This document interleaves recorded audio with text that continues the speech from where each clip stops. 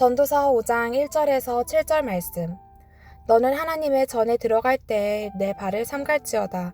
가까이 하여 말씀을 듣는 것이 우매자의 제사 드리는 것보다 나으니 저희는 악을 행하면서도 깨닫지 못함이니라. 너는 하나님 앞에서 함부로 입을 열지 말며 급한 마음으로 말을 내지 말라. 하나님은 하늘에 계시고 너는 땅에 있음이니라. 그런즉 마땅히 말을 적게 할 것이라. 일이 많으면 꿈이 생기고 말이 많으면 우매자의 소리가 나타나느니라. 내가 하나님께 서원하였거든 갚기를 더디게 말라. 하나님은 우매자를 기뻐하지 아니하시나니 서원한 것을 갚으라. 서원하고 갚지 아니하는 것보다 서원하지 아니하는 것이 나으니 내 입으로 내 육체를 범죄케 말라. 사자 앞에서 내가 서원한 것이 실수라고 말하지 말라. 어찌 하나님으로 내 말소리를 진노하사 내 손으로 한 것을 멸하시게 하랴. 꿈이 많으면 헛된 것이 많고 말이 많아도 그러하니 오직 너는 하나님을 경외할지니라. 전도서는 계속해서 인생의 허무함에 대해서 이야기를 하고 있습니다. 오늘의 본문도 허무함과 관계가 되어지는데 우리 인생뿐만 아니라 특별히 우리의 신앙생활조차도 우리가 허무해지지 않기 위해서 힘써 지켜야 하는 것이 몇 가지가 있다라고 오늘 우리의 본문이 이야기해 줍니다. 먼저 첫 번째로 우리의 신앙이 허무해지지 않기 위해서 우리가 힘써 지켜야 되는 것은 예배에 실패하는 일이 없도록 우리가 지켜나가야 된다는 것입니다. 오늘 1절 말씀 보면은 너는 하나님의 집에 갈 때에 내 발을 지키고 어리석은 자들의 희생물을 드리는 것보다 듣는 것에 더 주의를 기울이라 라고 이야기합니다. 내 발을 지키고라는 의미는 하나님 앞에 경외함을 가진 마음의 자세로 하나님의 성전에 나오라는 의미를 가지고 있습니다. 참된 예배자의 마음을 준비한 후에 나오라는 것이죠. 오늘 우리의 예배가 어떤 점에서 어리석은 예배, 또 하나님의 보시기에 악한 예배가 될 수도 있다는 것을 우리는 기억해야 합니다. 예배에 오면서 아무런 마음의 준비도 우리가 없이 오게 된다면 오늘 성경이 이야기하는 것처럼 어리석은 예배, 또 하나님 보시기에 악한 예배가 될 수 있다는 것이죠. 어떤 예배가 어리석은 예배, 진정으로 악한 예배가 될 수 있을까요? 무엇보다 먼저 습관적으로 참석하는 예배를 될 수 있을 것입니다. 예배를 시작해도 이 예배가 하나님 앞에 마음으로 드려져야 된다는 것을 또 모르는 것이죠. 예배 시간에 세상 일을 생각하고 또 세상의 즐거움을 생각하며 예배를 하찮게 생각하는 것도 여기에 포함될 수 있습니다. 말씀을 들어도 그 말씀의 참된 의미를 전혀 생각하지 않는 것, 또 그렇게 해야 되는 필요성조차도 느끼지 못하는 것, 말씀에 대해 반응하지 않고 한 귀로 듣고 또 한 귀로 흘려버리는 것들, 이러한 행위들은 우리의 신앙에 어떤 유익도 변화도 만들어내지 못한다라고 하는 것이죠. 이런 예배는 어리석은 자들의 예배입니다. 하나님 앞에 악한 예배인 것이죠. 우리의 공동체 예배는 어떨까요? 주일에 드려지는 나의 예배는 또 어떨까요? 예배에 대해 경외함을 가지고 준비하며 하나님 앞에 나오고 있는지, 또 하나님의 말씀을 듣고 순종하며 나의 삶에 하나님의 말씀의 능력들이 나타나고 있는지, 아니면 무엇이 참된 예배인지도 모르는지 그냥 형식적으로 습관적으로 나오고 있지는 않은지 우리는 살펴야 합니다. 왜 이런 자들의 예배를 어리석은 자의 예배라고 할까요? 자신이 무슨 짓을 하고 있는지도 모른 채 자신이 하나님 앞에 예배드리고 있다라고 생각하고 있기 때문입니다. 솔로몬은 지난날 자신의 예배를 돌아보며 깊은 회개를 오늘 본문을 통해서 하고 있습니다. 이런 회개의 심정이 저와 여러분들에게도 동일하게 임하기를 소망합니다. 두 번째, 우리의 신앙을 더 헛되게 만드는 것은 바로 준비되지 않은 기도라고 오늘 본문의 저자는 이야기합니다. 2절을 보면 내 입을 경솔히 열지 말며 라고 이렇게 이야기합니다. 경솔이라고 하는 마음은 빠르게라고 하는 의미를 가지고 있습니다. 이는 우리에게 몇 번이고 생각하고 기도하라라는 의미를 전해줍니다. 기도 제목을 생각하고 또 생각해서 기도하라라고 하는 의미이죠. 하나님 앞에서 내 마음을 급하게 어떤 것도 말하지 못하게 할지니라 라고 본문이 이야기하는데요. 이 말의 의미는 충동적으로 기도하는 순간 생각나는 대로 기도하지 마음 인위적으로 기도하지 말라라고 하는 의미죠. 이는 하나님 앞에 전혀 준비되지 않은 기도를 이야기하는 것이죠. 기도는 왜 하는 것일까요? 하나님이 다 알고 계시는데 다 공급해 주시는데 왜 하는 것일까요? 할 필요가 없는데 우리는 왜 이 기도를 하는 것일까요? 혹자는 기도는 나를 위해서 하는 것이라고 이야기합니다. 깊이 생각하고 또 필요한 것을 하나님께 기도하고 응답받을 때 우리의 믿음이 자라나게 되는 것이죠.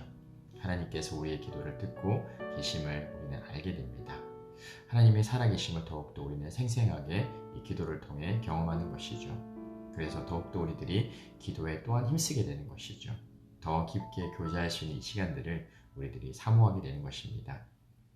기도 안에도 하나님은 우리에게 필요한 것들을 주시죠.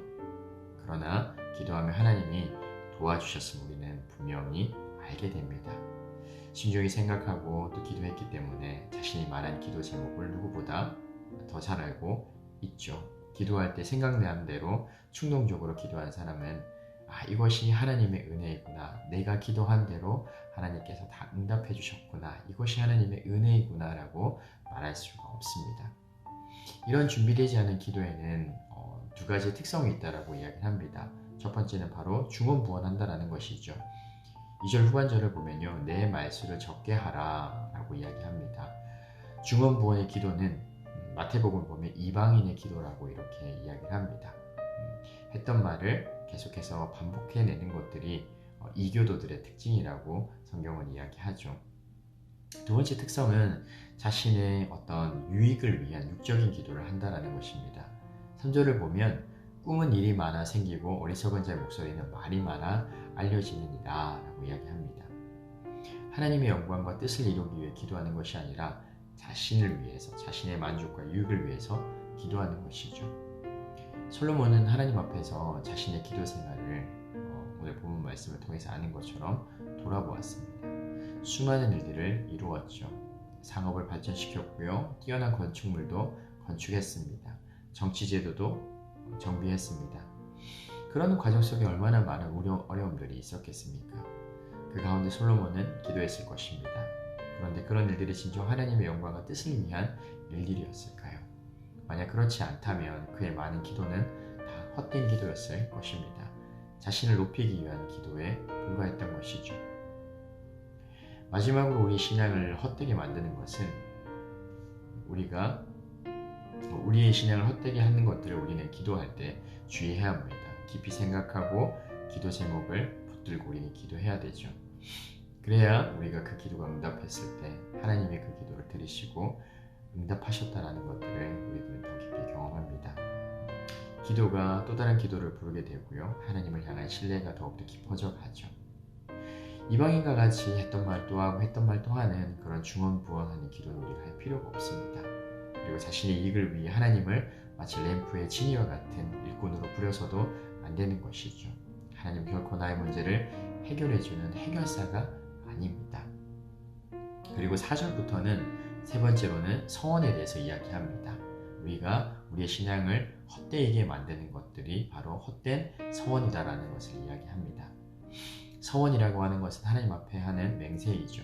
이 서원한 후에는 우리가 반드시 그 서원한 대로 내가 하나님 앞에 약속한 대로 지켜내야 된다는 것이죠.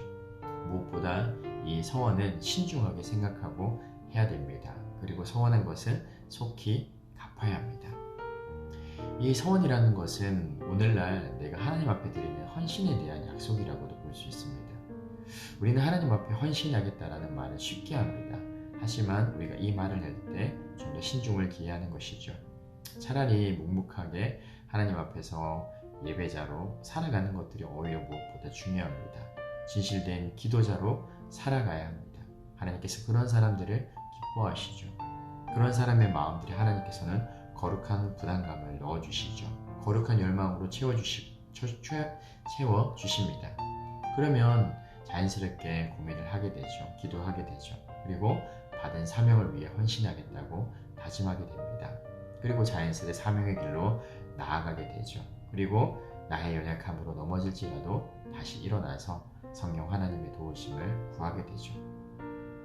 나로부터 나온 동기에서 비롯되어진 헌신 그리고 다짐과 약속들은 사실 오래가지 못합니다. 곧 그 열망은 사그라들죠. 그리고 그가 드렸던 헌신에는 기쁨이 없습니다. 그 헌신이 잊혀지게 되죠.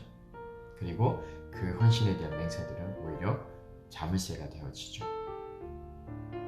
이는 하나님 앞에 참된 헌신이라고 할 수가 없습니다. 그래서 우리가 헌신하고자 할 때 그 동기들이 나로부터 비롯되어지는지 하나님으로부터 비롯되어지는 우리는 잘 살펴야 합니다. 잘못된 헌신에 그리고 그한 약속은 개인과 교회에 모두 불행을 가져다 줄 수 있는 것이죠. 그렇다면 참된 헌신이라고 하는 것은 무엇일까요? 우리 7절 후반절을 보면요, 오직 너는 하나님을 두려워할지니라 라고 이야기를 합니다. 참된 헌신은 하나님을 경외하는 것이죠.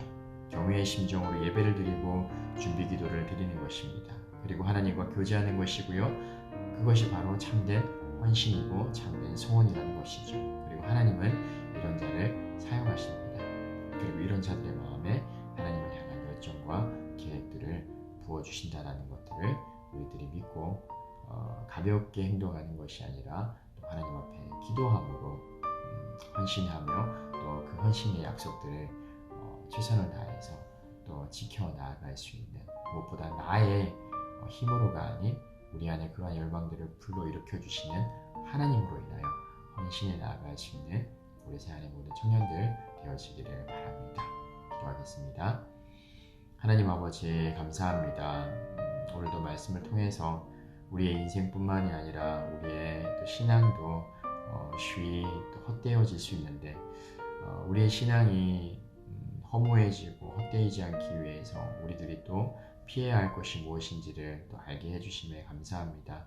무엇보다 하나님, 우리들이 예배에 나아갈 때에 우리들이 두렵고 떨리는 마음, 하나님을 경외하는 마음을 가지고 하나님 앞에 나아갈 수 있도록 주님 도와주시고, 또 정말 사시는 하나님, 우리 가운데 임하시는 하나님 앞에 두렵고 떨림으로 경외함으로 예배하는 우리 되게 하여 주옵소서. 또한 우리들이 하나님 앞에 기도를 올려드릴 때에 중언부언하는 것이 아니라 나의 유익을 위하여 기도하는 것이 아니라 하나님과 또 하나님의 기쁨을 위해서, 하나님의 나라를 위해서 기도를 하는 자들 되게 하여 주옵소서. 또한 우리가 헌신에 있어서 또 너무 가볍게 생각하거나 헛되이 맹세를 남발하는 우리들 되지 않도록 도와주시고, 무엇보다도 하나님 앞에 한 사람의 예배자로 또 기도자로 살아가게 하시고, 우리 안에 섬김 헌신의 또 열망들을 하나님께서 또 불러일으키실 때 자연스레 순종의 길로 나아가서 하나님 주신 힘으로 그 맡기신 일들을 감당해 나아가는, 헌신해 나아가는 우리가 되게 하여 주옵소서.